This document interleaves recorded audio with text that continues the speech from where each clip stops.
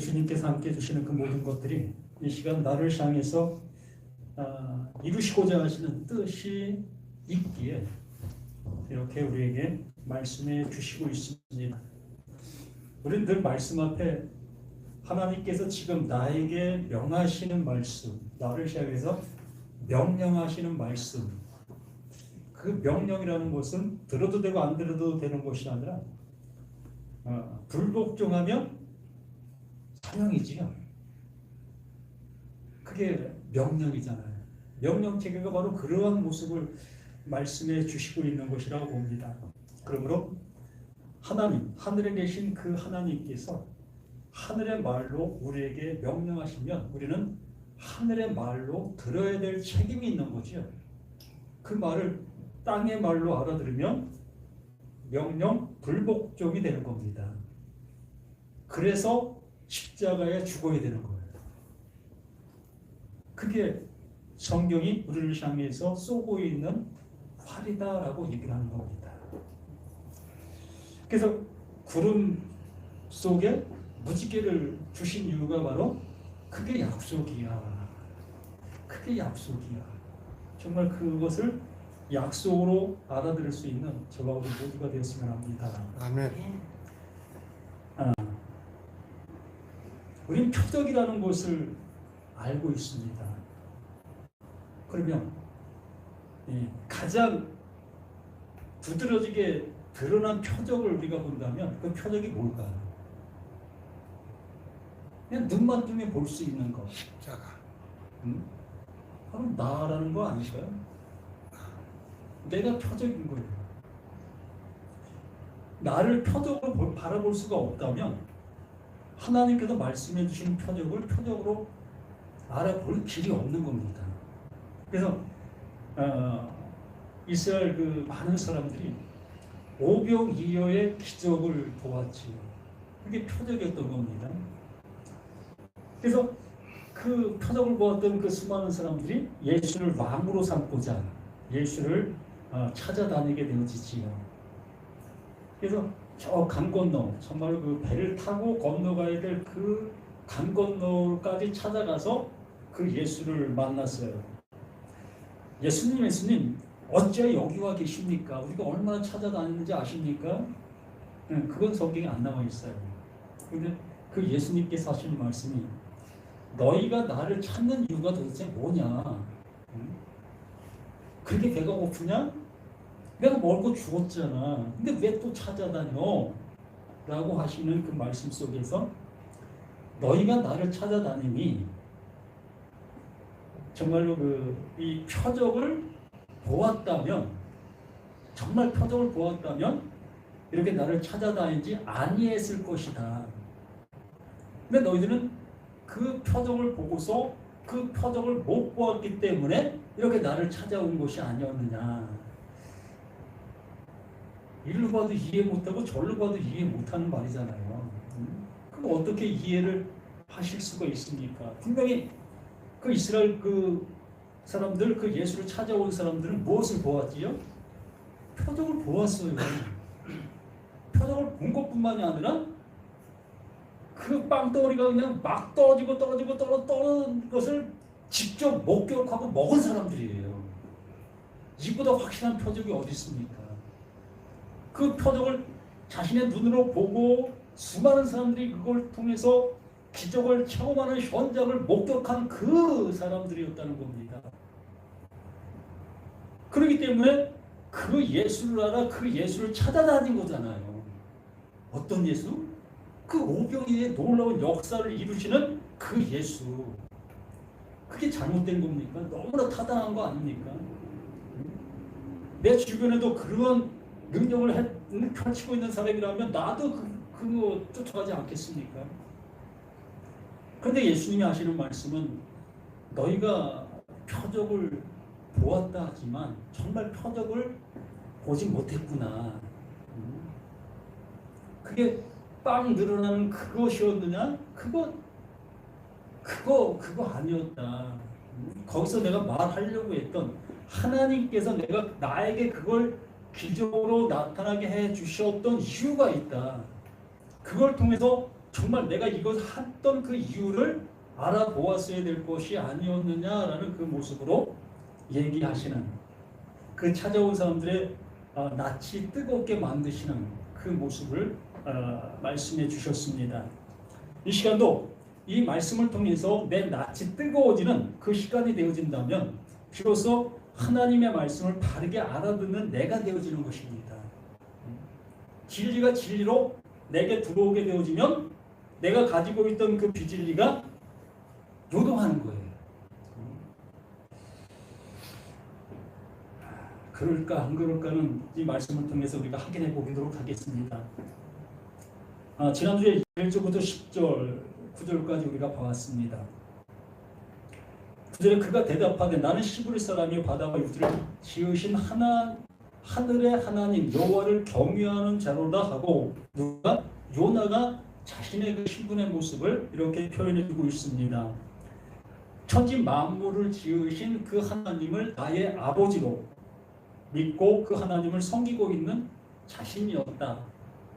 그런데 하나님께서 말씀하신 그 말씀을 내가 이행하지 않는 그 모습으로 인해서 지금 현재 일어나는 그 모든 상황들이 이유다 라는 말을 이 요나가 해주고 있는 모습을 보게 되는 겁니다. 그래서 10절에 자기가 여호와의 낯을 피함인 줄 그들에게 고하였으므로 무리가 알고 심히 두려워하여 이르되 내가 어찌 이렇게 하였느냐. 이 두렵게 되어지는 거예요. 왜? 이 사람이 무엇이간데 하나님의 말씀을 이행하지 않았다고 해서 이로 인해서 이러한 파장이 일어나게 만들고 있는 그 하나님을 두려워할 수밖에 없는 거예요. 아니, 그 요나를 바라볼 때에 요나를 바라보면서 두려운 겁니다. 이 사람이 도대체 누군데, 무엇이간데 이 사람이 그 말을 안 들었다고 이렇게 이 환경들을 이렇게 조성하셔서 이러한 모습이 되게 하고 계시는가? 두렵지 않겠습니까?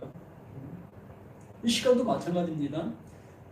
제가 무엇이간데 제가 이렇게 하나님의 말씀을 전하는 이 모습으로 인해서 주변에 이러한 그 많은 파장들이 일어나게 만들 수 있다.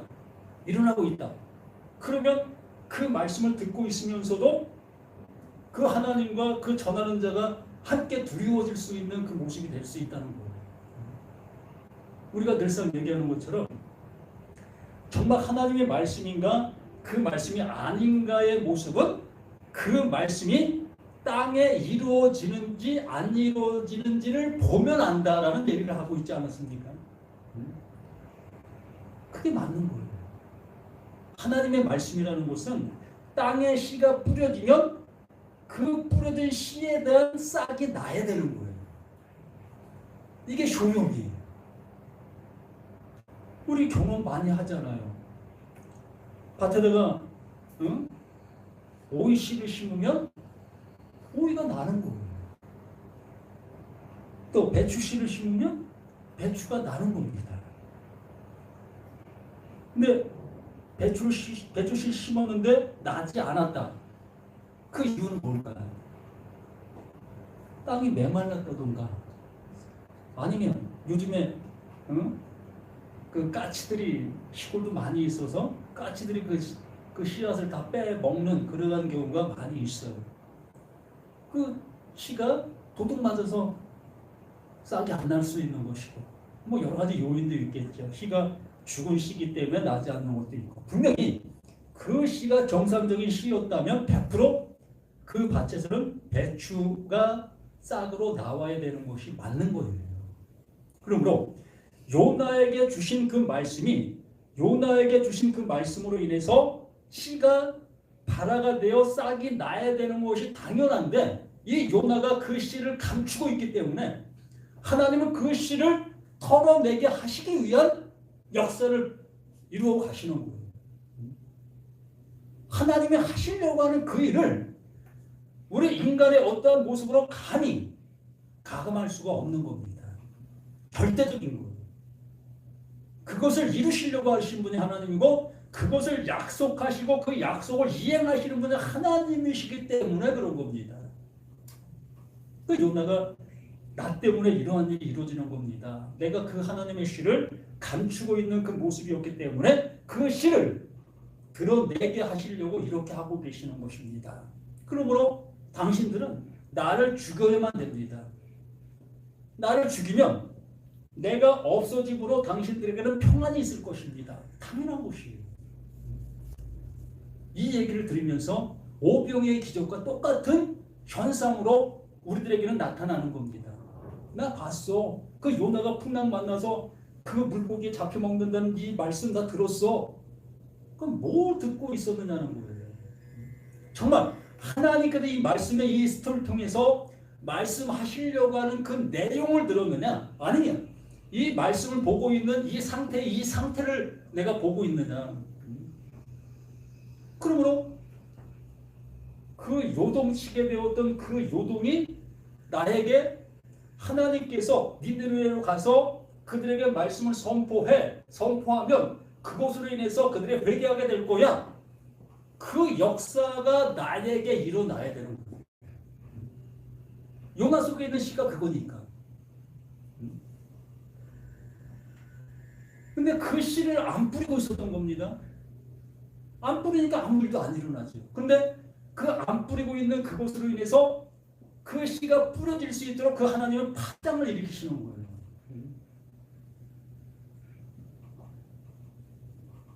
11절 바다가 점점 흉흉한지라 우리가 그에게 이르되 우리가 너를 어떻게 하여야 바다가 우리를 위하여 잔잔하겠느냐. 그가 대답하되 나를 들어 바다에 던지라. 그리하면 바다가 너희를 위하여 잔잔해지라. 너희가 이 큰 폭풍을 만난 것이 나의 영고인 줄 내가 아노라 하니. 그러나 그 사람들이 힘써 노를 저어 배를 육지에 돌리고자 하되 바다가 그들을 향하여 점점 더 흉흉함으로 능히 못하지라. 그런데 인간으로 어찌 그걸 할 수 있겠습니까? 도저히 할 수 없는 그 상황 아니겠습니까? 우리 같으면 할 수 있겠습니까? 우리 가정 속에 내 아버지가 하나님의 말씀을 잘 이행을 하지 않고 있어. 말씀을 들었는데도 뭐 변화되는 것도 없고 고침받는 것도 없고 그 말씀이 그에게 어떻게 그래서 그 하나님은 그 말씀이 이루어지게 하기 위해서 그 가정에 풍랑을 일으켰어요. 어느 때는 그 애비가 하는 그 사업이 망하기도 하시고, 어느 때는 그 아내가 하는 그 사업도 망하기도 하시고, 또 어느 때는 자녀들이 고통과 어려움을 당하기도 하시고, 그러한 모든 것들이 풍랑으로 다가오고 있다는 겁니다. 그리할 때 이제 아비가 그런 얘기를 합니다. 얘들아, 내가 하나님의 말씀을 들었는데 하나님 나에게 이렇게 명하셨어. 난 그 도저히 하기 싫어. 난 그 길 가기 싫어. 난 그래서 이렇게 지금 가고 있단다. 근데 이 풍랑이 이거 내가 그렇게 가지 않는 그곳으로 인해서 이렇게 일어나는 것 같아. 그러니 너희들 나를 좀 내쳐줄래? 나를 좀 쫓아내줄래? 그 자식들이 그거 할 수 있겠습니까? 못하는 거예요. 지금 이 상황에도 그 아무리 타지 사람이라 할지라도 그렇게 할 수 없는 그 모습이었다는 겁니다. 그러나 점점 더 자기의 목숨까지 이루어지게 되는 그 상황에 이르게 되어지니까 결국에는 14절 우리가 여호와께 부르짖어 가로되 여호와여 구하오니 이 사람의 생명 가득에 우리를 멸망시키지 마옵소서. 무죄한 피를 우리에게 돌리지 마옵소서. 주 여호와께서는 주의 뜻대로 행하심이다 하고, 이 말씀의 스토리를 보게 되어지면 여긴 모두가 다 하나님이 뭔가의 모습 속에 일하신다는 것을 아는 사람들이에요. 그 여호와를 향해서 부르짖는 그 모습들을 보게 되어집니다. 비로소 하나님께서 일하심의 모습을 알아듣게 되는 거예요. 우리가 신약의 모습으로 본다면 육신으로 오신 그 예수가 수없이 말씀들을 외쳤습니다. 근데 그 말씀을 못 알아듣고 있었어요. 근데 그 예수가 말씀을 외치는 그 말씀 때문에 내 안에 요동치고 있는 그 풍랑이 일어나는 것들은 느끼고 있었어요. 그런 그 상황 속에서 이제 그 풍랑 치게 했던 그 사람, 그게 이제 그 신약으로 보면 예수지요. 예수를 죽이라고 얘기를 하는 거예요. 너희들이 날 죽여. 신약에도 그런 얘기 하고 있잖아요. 그 바리새인들 그들을 향해서 너희들이 날 죽여. 근데 쉽게 못 죽이잖아요. 이렇게 결국에는 자신들이 죽는 그 상태에 이르게 되어지니까 결국에는 죽이게 되는 그 모습 속에서 비로소 예수를 그 십자가에 죽게 만드는 그 모습이 되어지게 되어집니다. 그래서 요나를 들어 바다에 던짐에 바다에 뛰노는 것이 곧 그친지라. 그 사람들이 여호와를 크게 두려워하여 여호와께 제물을 드리고 서원을 하였더라. 여호와께 이미 큰 물고기를 예비하여 요나를 삼키게 하였으므로 요나가 3일 심야를 물고기 배에 있습니다 라는 말씀으로 이제 끝마치게 되어지는데, 이 말씀을 가지고 갈라디아서 2장 말씀 한번 봅니다.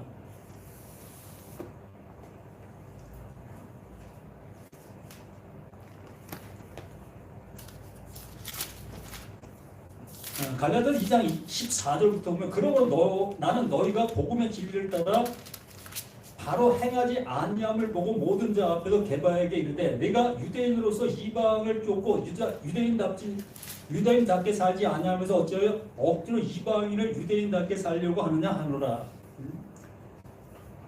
이 베드로 자신도 유대인답지 않게 살면서 이방인을 유대인답게 살게 하라는 그 모습으로 이렇게 권유하고 있는 모습, 이것도 잘못된 모습을 하고 있는 것을 이 바울이 그 개발을 책망하는 내용의 모습이지요. 베드로 또한 제자들이 예수를 믿게 된 그 상태부터 유대인답게 살지 않는 거예요. 그들이 유대인답게 삶을 살고 있던 그들이 예수의 부름을 받게 되어지는 순간부터 그들은 유대인답게 사는 것을 포기하게 되는 거예요. 그렇게 포기된 그 삶을 살아가면서 그것들이 만나는 이방인들을 향해서 그래도 이렇게 살아야지, 그래도 이 할례는 받아야지, 그래도 하나님 옆에 제물은 드려야지, 이러한 모습으로 권유하고 있었던 겁니다. 그걸 본 바울이 너희도 유대인답지 않게 살고 있으면서 어떻게 이방인들을 유대인답게 살게 하려고 하고 있느냐, 그건 바람직한 거 아니지 않느냐, 그 복음이 아니지 않느냐 라는 모습으로 이렇게 얘기하는 그 모습이었던 겁니다. 그래서 우리는 본래 유대인이요 이방 죄인이 아니로되 사람이 의롭게 되는 것은 율법 행위로 난 것이 아니요 오직 예수 그리스도를 믿음으로 말미암은 줄 아는 거로, 우리도 그리스도 예수를 믿나니 이는 우리가 율법의 행위에서 아니고 그리스도를 믿음으로 의롭다함을 얻으려 함이라. 율법의 행위로서는 의롭다함을 얻을 육체가 없다라고 명확하게 이 바울이 또한 베드로 또한 제자들 또한 모든 사람들을 향해서 선포하고 있는 거예요. 율법을 지키는 그 행위로 인해서 의롭다함을 얻을 육체는, 얻을 믿음은 존재하지 않는다. 그걸 통해서 구원받을 수 있는 것은 아무것도 없다 라는 모습으로 완전한 확정, 그러니까 유대인들을 향해서 완전한 돌을 던져버리는 거예요. 율법 준수 속에서 행하고 있는 그들을 향해서 정말 그 집차만한 바위를 그들에게 던져서 완전히 그냥 그 바위로 박살을 내는 거예요. 존재 아닌 것을 만들어 버리는 겁니다. 그리고 나서 만일 우리가 그리스도 안에서 의롭게 되려 하다가 죄인으로 나타나면 그리스도께서 죄를 짓게 하는 자냐? 결코 그럴 수 없느니라. 원래 우리의 모습이 어떤 상태였다는 겁니까? 원래 우리의 모습이 이렇게 죄인된 그 모습, 그 요나와 똑같은 그 상태적인 그 모습에 있었다는 거예요. 진리의 말씀을 우리가 들었으나 그 진리의 말씀대로 내가 살아가지 않고 그 말씀대로 되어지지 않고 그 말씀을 그냥 품고만 있는 그 상태로 있었다는 겁니다. 그렇게 되어지는 그들을 향해서 그 예수가 우리의 상태의 모습으로 와서 우리가 무엇을 어떻게 하고 있는지를 알려주시게 되는 거예요. 그렇게 알려주시게 되어지니 나에게 있었던 그 죄가 이제 드러나게 되는 거지요. 드러나게 되어지는 그 모습을 보면서 그 예수가 그 말씀이 나를 죄를 짓게 한 것이냐? 그것이 아니라는 거잖아요. 원래 내 모습이 그러한 상태에 있었다는 것을 알려주고자 하는 거잖아요. 그러면서 만일 내가 헐었던 것을 다시 세우면 내가 나를 범법한 자로 만드는 것이라. 그러면서 내가 율법으로 말미암아 율법을 향하여 죽었나니 이는 하나님을 향하여 살려 하려 함이라. 이보다 더 확실한 답을 주고 있는 말씀이 어디 있겠습니까? 내가 율법을 통해서 살려고 발버둥 쳤던 겁니다. 하나님 말씀해 주시고자 했던 그 말씀대로 살려고 애썼던 그 모습이었던 겁니다. 그런데 애썼던 그 말씀이 나를 쳐서 죽여버렸다는 거예요.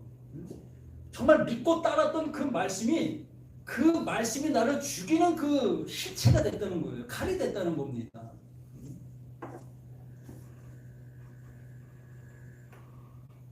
그러면서 우리에게 늘상 말씀해 주시는 20절 말씀을 하시는 거예요. 내가 그리스도와 함께 십자가 못 박혔나니.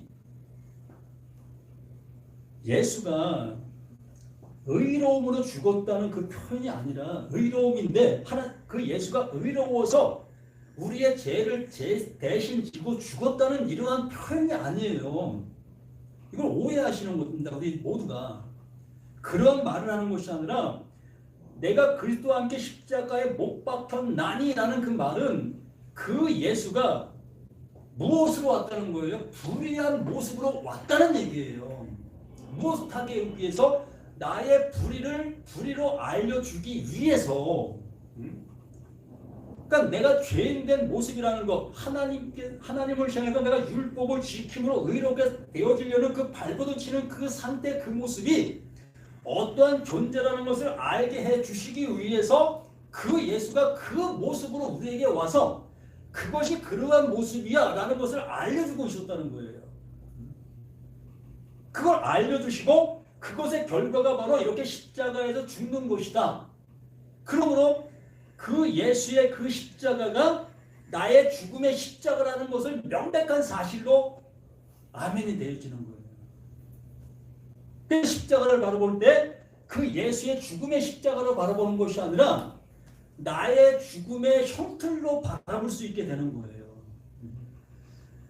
그래서 그 예수가 구세주가 되는 것이고 우리를 인도하는 몽학 선생이 되는 거예요.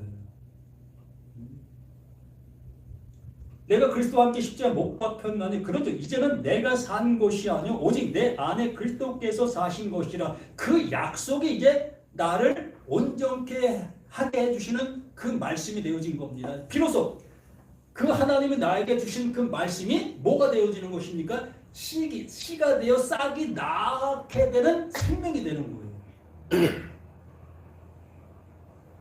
이게 온전한 생명을 얘기하는 겁니다. 내가 가지고 있었던 그것이었는데 그것을 나는 감추고 다른 모습으로만 살고 있었던 나였는데 비로소 그 하나님께서 그 예수를 통해서 그 씨가 그게 생명이었어 라는 모습으로 알게 해주시면서 그 생명으로 인해서 내가 새롭게 온전한 모습으로 태어난 그 존재가 되어지는 거예요.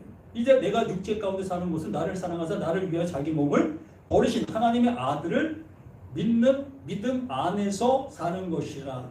그 믿음으로 산다는 것이지 내가 어떤 믿어서가 되어지는 그러한 것이 아니라 하나님께서 이 말씀을 들어서 말씀해 주시는 그 모든 내용들이 하나님께서 알게 해 주시고자 하시는 그 내용, 그게 믿음이라는 거예요. 그 믿음을 나에게 주셔서 그 믿음으로 내가 살아갈 수 있는 존재가 된다는 거예요. 그리고 나는 아무것도 아니라는 거예요. 나는 빈 껍데기라는 겁니다. 그 생명을 이렇게 감싸고 있는, 담고 있는 그릇일 뿐인 거예요. 이 그릇이 뭘 어떻게 할 수가 있겠습니까? 그럼 우리 모두가 이 생명의 씨앗을 품고 있는 존재로 살아가실 수 있는 우리 모두가 되었으면 하는 간절한 바람을 이렇게 이 말씀을 통해서 이 파괴가 되어지는 우리 자신들 모두가 되기를 예수님의 이름으로 부탁을 드립니다. 아멘. 아버지 하나님 주시고자 하시는 그 주심이 그 아버지의 것, 그 영원한 것을 주시고자 하시는 그 주시는 것을 고백합니다. 그러나 내가 알고 있는, 내가 갖고 있는 그것을 가지고 가게 되어진다면 하나님께서는 그것이 썩은 씨라고 말씀해 주실 수밖에 없는 그 모든 것들입니다. 그러나 그러하오니 내가 가지고 있던 모든 것들이 내 선물이 되어지게 도와주시고 오직 하나님이 주신 그 영원한 그것만이 영원한 생명, 영원한 것인 것으로 여길 수 있는 우리 모두가 되기를 예수님의 이름으로 간절히 기도드립니다. 아멘. 하늘 계신 우리 아버지여, 이름이 거룩함을 받아 주시며 나라의 마옵시며 뜻이 하늘에서 이루어진 것 같이 땅에서도 이루어지리라. 오늘 우리에게 영원한 양식을 주옵시고 우리가 우리에게 죄 진 자를 사해 준 것 같이 우리의 죄를 사해 주옵시고 우리를 시험에 들게 하지 말게 하옵시고 다만 악에서 구하옵소서. 내게 나쁜 승원인 광야 아버지께 영원히 있사옵나이다. 아멘.